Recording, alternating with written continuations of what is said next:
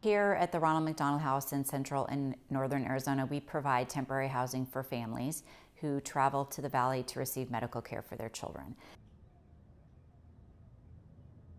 We very much depend on volunteers. We could not run and sustain operations without our volunteers. So here in Central and Northern Arizona, we have volunteers who come in. They work the front desk, they work special events, they work on special projects, and probably our biggest and most significant volunteer program with the most impact is our Dinner Time Heroes program.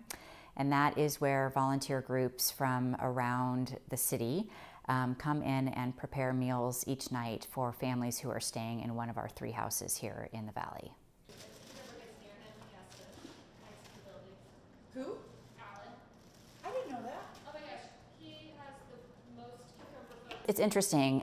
We are not the only organization who is facing this challenge of bringing volunteers back in. So in talking with other RMHC organizational leaders throughout the country and even the world, we're all experiencing the same thing. And to be able to pinpoint exactly what is causing it, no one can really say. We can speculate, and some of what we think is we have a lot of people working from home and they're very comfortable at home, and to get in their car late in the afternoon and deal with traffic can be a real hassle for some people. Marinade. I think we could still make it, we could do still like just maybe garlic and salt and pepper and olive oil. Yeah. And it's sometimes a hardship for people and for companies, depending on what the situation is with them, to be able to provide nutritious, healthy meals and bring it into the house to feed families. So if you look at today, for example, we have 54 of our 72 rooms with families in them. And if you take an average of 3-ish, it's about 164 meals. Bags and warm. Yeah, it looked like you had a couple of spots on it. We know that not everybody is coming back into the office. We know that there are companies who have said to their employees, look, working from home worked just great, and we're not going to have you come back into the office at all. You'll be remote for forever.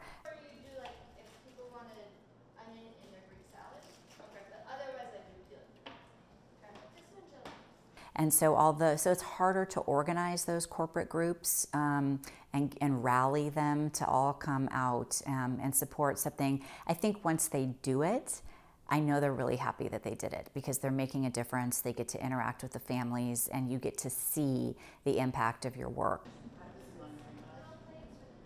Because we have about 50% of our dinner time, in any given month, 50% of our slots that are available are full.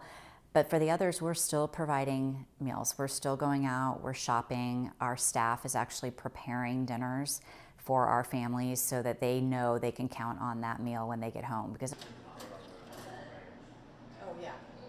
and we share with people how much it costs for us to run our daily operations, which is about $10,000 a day.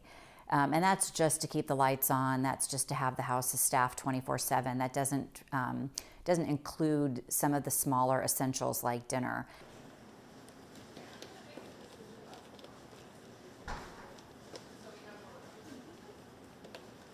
Because feeding families is always going to be a priority for us. So what can we put off for another year, whether it's a technology piece, whether it's beefing up our staff, whatever it is, we can move money around to make sure that we're always providing that essential service for families.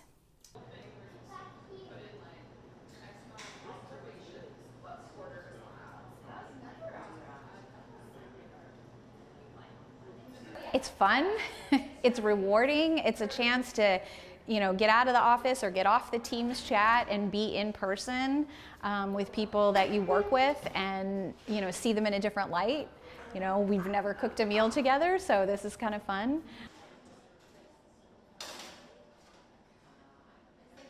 You have the reward of, you have families who are perhaps facing the worst time of their lives, and they're at the hospital all day, they've got a million things on their mind, and then for us to be able to make their bellies full and maybe put a smile on their face at the end of the day, I mean, sometimes I wonder, do we get more out of it or do they? It's just, it's wonderful. It's a wonderful feeling.